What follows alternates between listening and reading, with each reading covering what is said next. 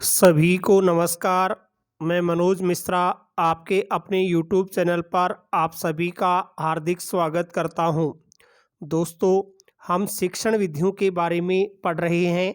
गणित शिक्षण की विधियों के वीडियोज़ हमारे लगातार चालू हैं। इस वीडियो से पहले आप गणित की सामान्य जो चीज़ें हैं उनके बारे में अध्ययन कर चुके हैं।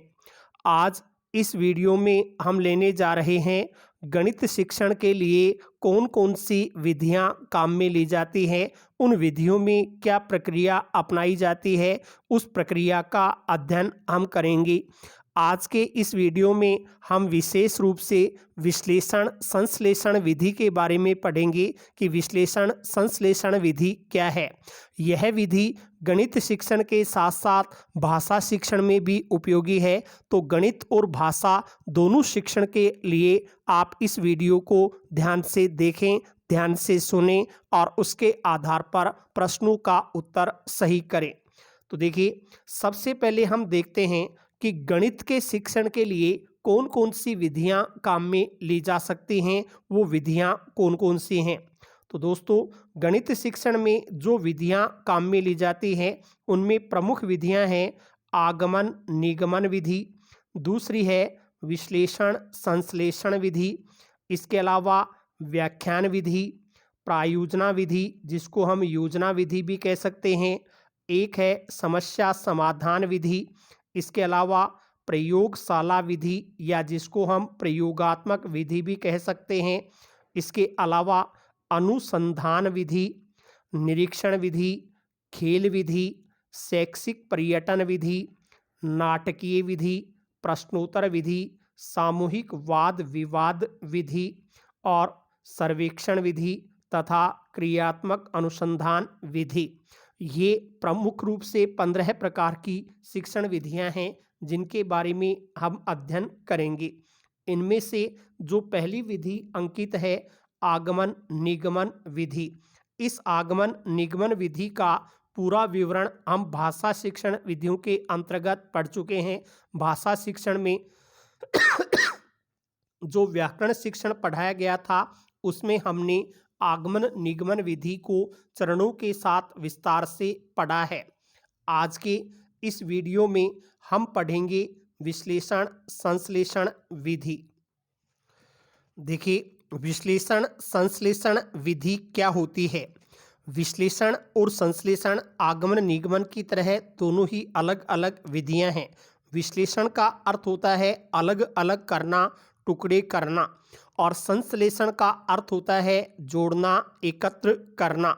विश्लेषण में जैसे मान लीजिए भाषा को हम पढ़ा रहे हैं तो विश्लेषण विधि में तो क्या तरीका अपनाया जाता है, इसमें ऊपर से नीचे की ओर चला जाता है। सबसे पहले अपन जैसे वाक्य पढ़ाते हैं, वाक्य के बाद में शब्द को पढ़ाते हैं और शब्द के बाद में उसमें वर्ण को पढ़ाते हैं। तो वाक्य से शुरू करते हैं, फिर शब्द, फिर वर्ण को लें, अलग अलग इस तरीके से करें तो फिर हम उसे विश्लेषण विधि कह देंगे। वाक्य में पहले शब्दों को ढूंढा गया, शब्दों में फिर वर्णों को खोजा गया, वो तो है विश्लेषण विधि। और संश्लेषण क्या है, इसका उल्टा है। पहले अपन वर्ण सीखते हैं, वर्ण से फिर शब्द बनाना सीखते हैं और शब्द से वाक्य को बनाना सीखते हैं। इस तरीके से आगे बढ़ते हैं तो वह संश्लेषण विधि के नाम से पुकारा जाता है। विश्लेषण और संश्लेषण दोनों में यही अंतर है, विश्लेषण में अलग किया जाता है और संश्लेषण में जोड़ा जाता है। तो ये प्रक्रिया कैसे आगे गणित में भी बढ़ सकती है, इसी को हम यहाँ पढ़ते हैं। विश्लेषण विधि क्या है और संश्लेषण विधि क्या है, इन दोनों में भी पहले हम लेते हैं विश्लेषण विधि को कि विश्लेषण विधि क्या है। इसकी परिभाषा है, विश्लेषण का शाब्दिक अर्थ होता है अलग अलग करना। विश्लेषण का सही अर्थ क्या है, अलग अलग करना, यानी किसी भी समस्या को हल करने के लिए उसे टुकड़ों में बांटना। किसी समस्या को हल करना तो पहले उसको टुकड़ों में बांटना, इकट्ठी की गई वस्तु के भागों को अलग अलग करके उनका परीक्षण करना। कोई चीज़ एकत्र है तो उसके भागों को हम अलग अलग करके फिर उसका परीक्षण करते हैं, वही विश्लेषण है। यानी प्रक्रिया क्या होती है कि इस विधि में समस्या को हल करने की प्रक्रिया को छोटे छोटे अंशों में विभाजित कर उनका अध्ययन व विवेचन करते हुए कार्य करते हैं। कोई भी समस्या है उसको पहले अपन छोटे छोटे अंशों में विभाजित करते हैं और फिर अपना कार्य करते हैं। समस्या अर्थात समस्या क्या है कि जो भी अज्ञात है उस अज्ञात को छोटे छोटे भागों में विभाजित करके उसकी तह में जाना, अंत में समस्या का समाधान करना तथा यह देखना कि दरअसल समस्या क्या है, कहाँ है और इसके लिए हमें क्या क्या ज्ञात होना चाहिए। इस प्रकार की जो प्रक्रिया अपनाई जाती है उस प्रक्रिया को ही विश्लेषण विधि के नाम से पुकारा जाता है। ऐसी प्रक्रिया ही विश्लेषण विधि कहलाती है। कैसे, देखिए, इस प्रकार हम कह सकते हैं कि इस प्रकार विश्लेषण विधि में अज्ञात से शुरू करते हैं और अज्ञात से ज्ञात का रहस्य खोलते खोलते अंतिम ज्ञात तक पहुंचने का प्रयत्न करते हैं। अज्ञात से शुरुआत होती है और फिर अंतिम जो ज्ञात है वहां तक पहुंचने का प्रयास किया जाता है। थोर्नडाइक जो मनोवैज्ञानिक हुए हैं उन्होंने लिखा है, क्या लिखा है थोर्नडाइक ने, कि विश्लेषण मन का सर्वोत्तम बौद्धिक प्रदर्शन है। हमारी मन की बुद्धि का जो सर्वोत्तम प्रदर्शन है उसी को हम विश्लेषण कह सकते हैं। यह थोर्नडाइक का विचार है। विश्लेषण विधि अनुसंधान की विधि भी मानी जाती है। खोज की विधि है, अनुसंधान की विधि भी इसको हम मान लेते हैं। और इस विधि में कौन कौन से शिक्षण सूत्र लागू होते हैं, तो विश्लेषण विधि में प्रमुखतः है निम्नलिखित 3 प्रकार के शिक्षण सूत्र हम कार्य करते हैं या लागू करते हैं। 3 कौन कौन से होंगे? पहला है अज्ञात से ज्ञात की ओर, अज्ञात से शुरू करते हैं और ज्ञात की ओर बढ़ते हैं। जटिल से सरल की ओर, कठिन जो तथ्य हैं उनको पहले लाते हैं और सरल तथ्यों को बाद में प्रस्तुत करते हैं। और निष्कर्ष से अनुमान की ओर, पहले निष्कर्ष से शुरुआत करते हैं फिर अनुमान की ओर धीरे धीरे बढ़ते जाते हैं। वही विश्लेषण विधि है।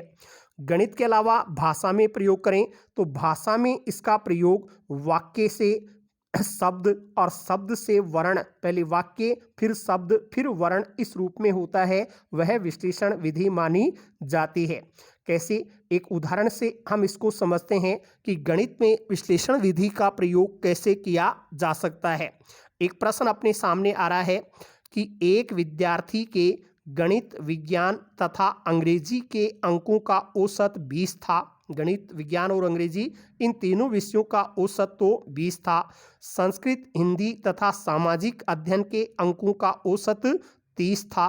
तो बताइए सभी विषयों के अंकों का औसत क्या होना चाहिए, क्या होगा, क्या क्या था? ये एक प्रश्न है। इस प्रश्न को, इस समस्या को हमें विश्लेषण विधि से पढ़ाना है तो शिक्षक कैसे पढ़ाएगा, किस प्रकार की प्रक्रिया अपनाएगा? तो उसके विश्लेषण की प्रक्रिया क्या होती है? वह प्रश्नों छोटे छोटे अंशों में इसका विभाजन करता है। कैसे करता है? जैसे सबसे पहले शिक्षक छात्रों से पूछता है कि बताओ प्रश्न में क्या दिया गया है। इसका संभावित उत्तर क्या हो सकता है? कोई बच्चा बता देगा कि गणित, विज्ञान तथा अंग्रेजी के अंकों का औसत दिया गया है कि इन तीनों के अंकों का औसत 20 है। फिर शिक्षक दूसरा विभाजन करता है और पूछता है इसके अलावा और क्या दिया गया है?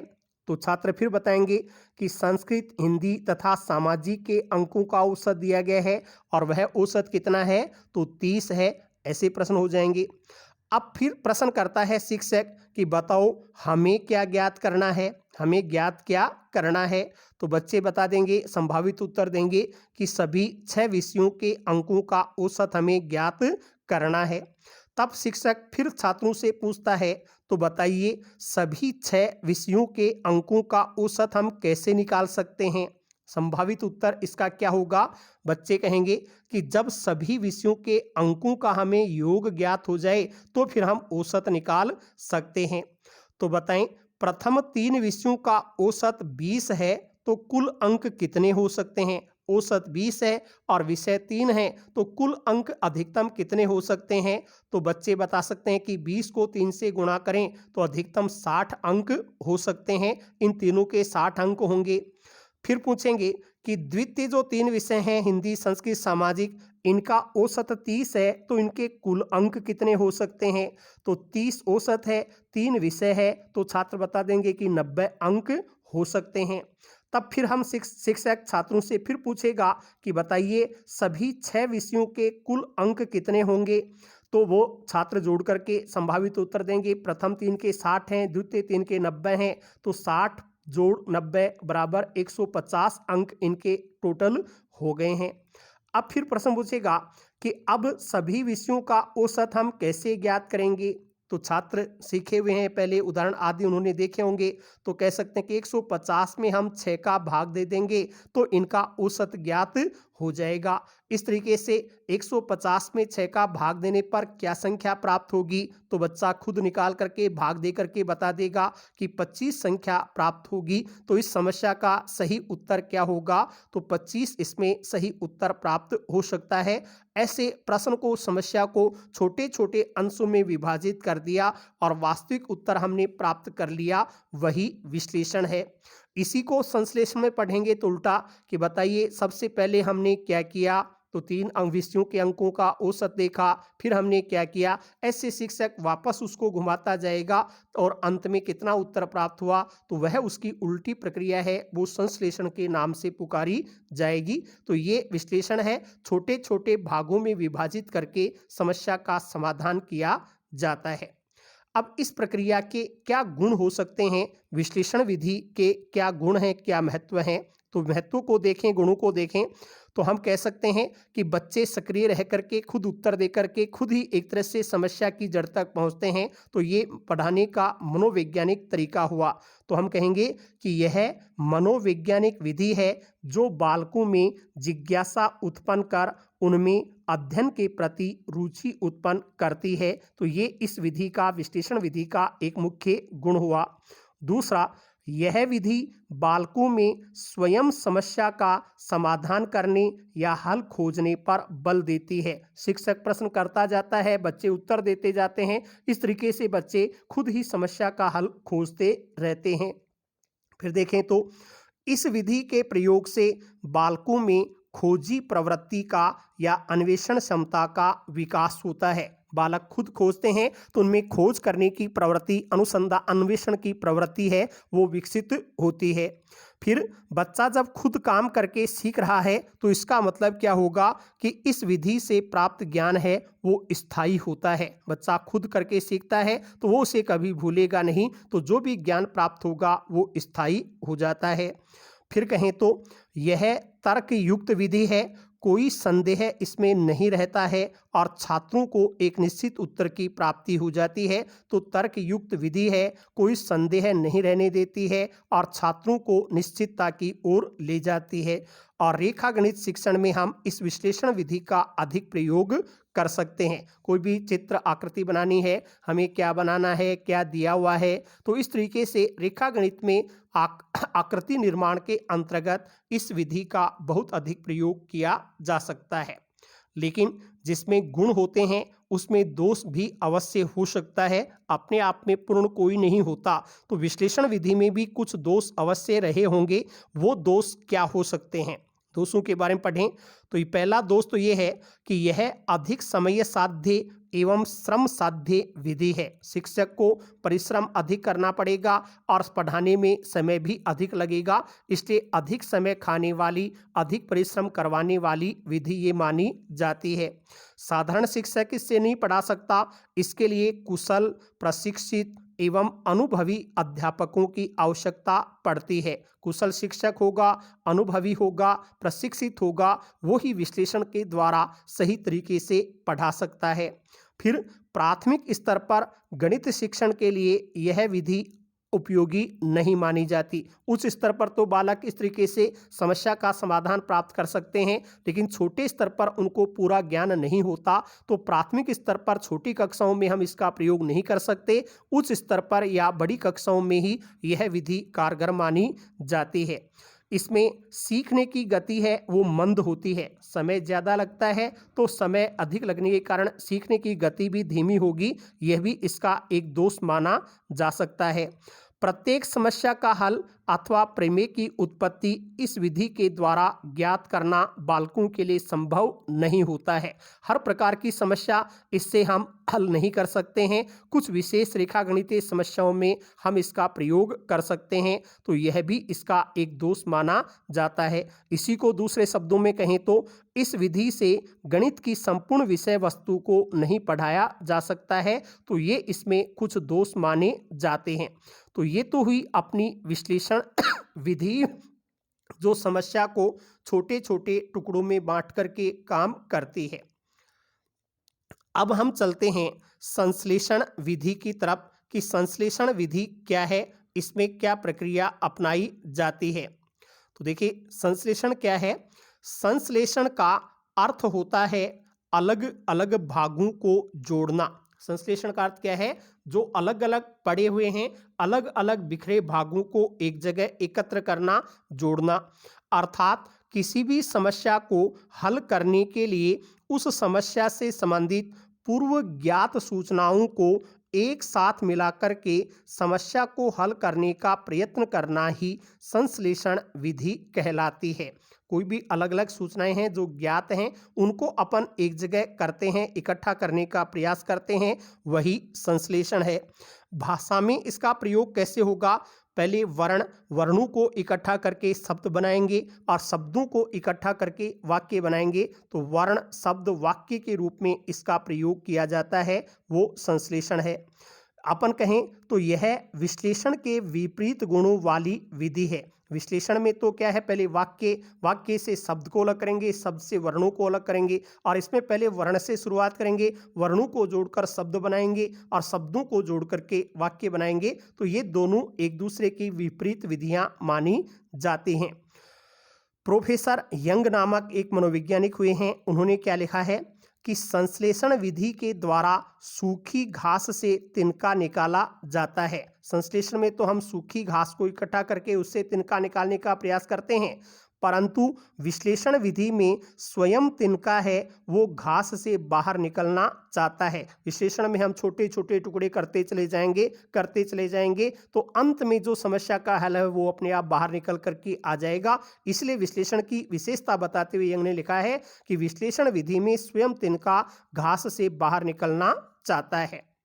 अब इस संश्लेषण विधि में क्या शिक्षण सूत्र प्रयुक्त होते हैं, तो उसमें तो था अज्ञात से ज्ञात की ओर, उसका उल्टा कर देंगे तो ज्ञात से अज्ञात की ओर संश्लेषण विधि कार्य करती है।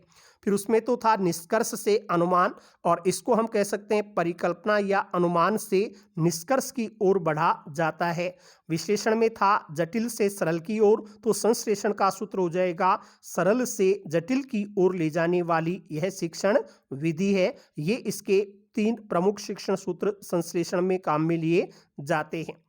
अब पूछ लिया जाए कि संश्लेषण विधि के पद, चरण या सोपान कौन कौन से काम में लिए जाते हैं। तो संश्लेषण का प्रयोग करते समय शिक्षक प्रमुख रूप से 3 सोपानों से गुजरता है। वो 3 सोपान कौन कौन से हैं, पहला तो समस्या के आधार पर ज्ञान, दूसरा समस्या का ज्ञान और तीसरा समस्या का हल। ये तीनों क्या हैं, पहला जो है वो है समस्या के आधार पर ज्ञान। क्या है कि संश्लेषण विधि में सर्वप्रथम शिक्षक छात्रों को यह बताता है कि समस्या का आधार या पृष्ठभूमि क्या है, समस्या का मूल आधार मूल पृष्ठभूमि क्या है। फिर दूसरा स्टेप आता है समस्या का ज्ञान। इसमें क्या बताएगा कि इसके बाद शिक्षक छात्रों को समस्या का स्पष्ट ज्ञान कराता है कि हमारे पास वास्तविक समस्या क्या है, और इसके बाद में समस्या का हल करता है।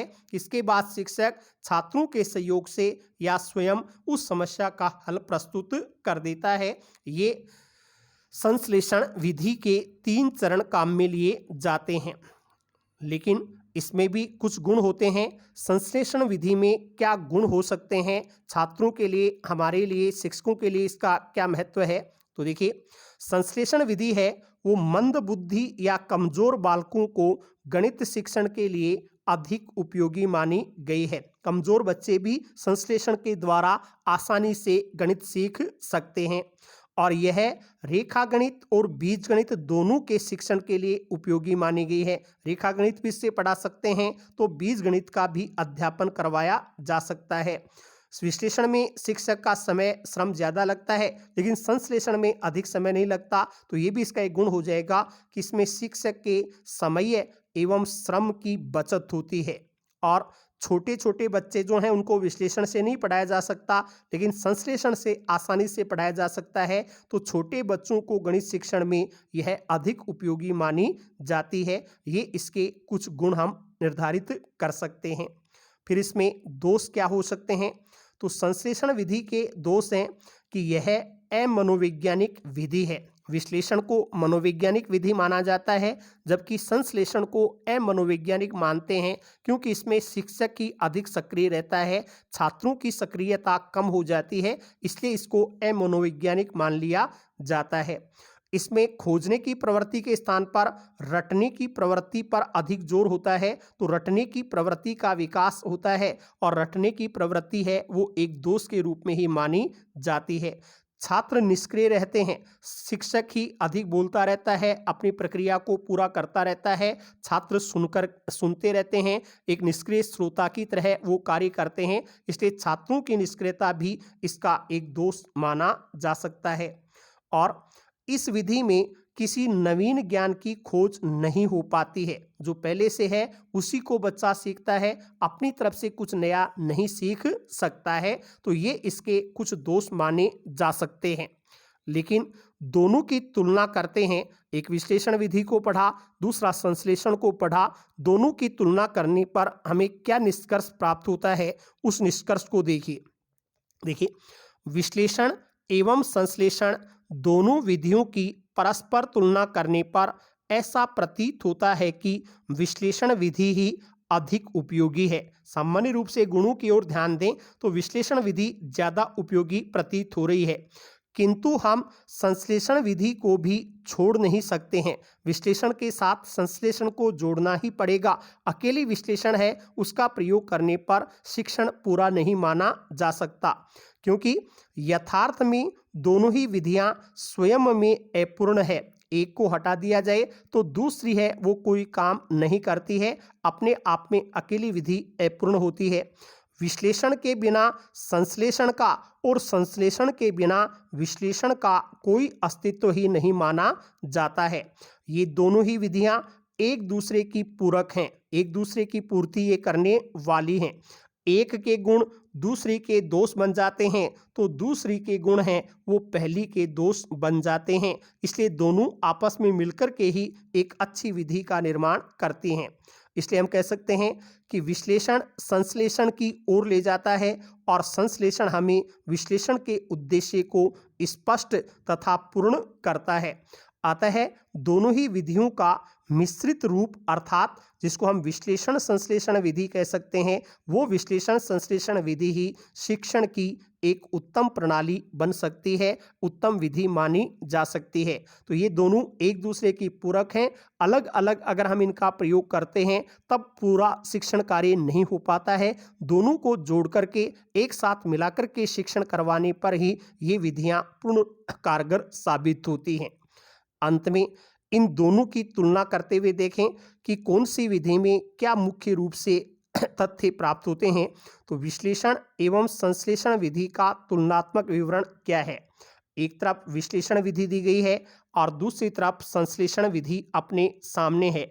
दोनों की तुलना करें तो हम देखेंगे कि विश्लेषण है उसमें अज्ञात से ज्ञात की ओर बढ़ा जाता है। अज्ञात से शुरुआत करते हैं और ज्ञात तथ्य हैं उनकी ओर हम बढ़ते हैं, और संश्लेषण में ज्ञात से अज्ञात की ओर बढ़ने का प्रयास किया जाता है। दोनों में अंतर हो गया। दूसरा, विश्लेषण विधि में संपूर्ण विषय वस्तु को अलग अलग करने की प्रक्रिया अपनाई जाती है। विश्लेषण में तो अलग अलग करते हैं और संश्लेषण में विषय वस्तु के अलग अलग भागों को एकत्र करने की प्रक्रिया अपनाई जाती है। विश्लेषण में अलग किया जाता है, संश्लेषण में एकत्र किया जाता है। अगले अंतर को हम देखें तो पता लगेगा कि विश्लेषण है यह जो विश्लेषण है वो समस्या का हल पता लगाने वाली विधि है कि समस्या का अंतिम हल क्या हो सकता है। और संश्लेषण में पहले से ही पता लगाए गए हल को प्रस्तुत करने की विधि है। हल अपने पास पहले से होता है, उसको हम प्रस्तुत करते हैं कि हमने क्या क्या किया, कैसे किया। विश्लेषण में क्या होगा, विश्लेषण में भूल होने पर भी पुनः पता लगाया जा सकता है। हमने कोई भूल कहीं छोड़ दी तो हम दोबारा से शुरुआत करके पता लगा सकते हैं कि कहाँ पर हमसे भूल हुई है। लेकिन संश्लेषण में भूल होने पर पुनः पता लगाने का कोई कार्य नहीं होता है। भूल होने पर हमें पता नहीं लग सकता कि हमने क्या चीज़ कहाँ पर छोड़ी। विश्लेषण को मनोवैज्ञानिक विधि मानते हैं, जबकि संश्लेषण अमनोवैज्ञानिक विधि मानी जाती है। विश्लेषण में छात्रों में अनुसंधानात्मक दृष्टिकोण का विकास होता है। छात्र खुद खोजते रहते हैं तो उनमें खोजने की प्रवृत्ति का विकास होता है, जबकि इसमें निगमनात्मक संश्लेषण में निगमनात्मक दृष्टिकोण का ही विकास होता है। एक नियम सूत्र बच्चों के सामने पहले आ जाता है, खुद खोजने की प्रवृत्ति उनमें विकसित नहीं हो पाती। इसी को हम यूँ कह सकते हैं कि विश्लेषण ज्ञान की खोज करने की विधि है, जबकि संश्लेषण खोजे हुए ज्ञान को संक्षिप्त एवं सुंदर रूप में प्रस्तुत करने की विधि है। विश्लेषण ज्ञान को खोजती है और संश्लेषण जो ज्ञान खोज लिया गया है उसको सुंदर बनाने का कार्य कर देती है। विश्लेषण में शिक्षक का समय और श्रम अधिक लगेगा, जबकि संश्लेषण में शिक्षक के समय एवं श्रम की बचत हो सकती है। ये इन दोनों विधियों की तुलनात्मक रूप से हम देख सकते हैं प्रक्रिया कि दोनों में क्या क्या प्रक्रियाएं अपनाई जाती है। तो ये गणित शिक्षण की विधि है। विश्लेषण और संश्लेषण विधि दोनों में क्या प्रक्रिया होती है उसके बारे में हमने पढ़ा है। यदि वीडियो आपको अच्छा लगा है तो सभी लाइक करें, शेयर करें, कमेंट बॉक्स में अपने कमेंट भी लिख करके बताएं कि हम इसमें और क्या सुधार कर सकते थे। तथा यदि आप हमारे चैनल से पहली बार जुड़े हैं तो चैनल को सब्सक्राइब अवश्य कर लें, क्योंकि इस चैनल पर ही आपको अपनी रीट की तैयारी का पूरा मूल्यांकन करने का अवसर प्राप्त हो सकेगा। बहुत बहुत धन्यवाद।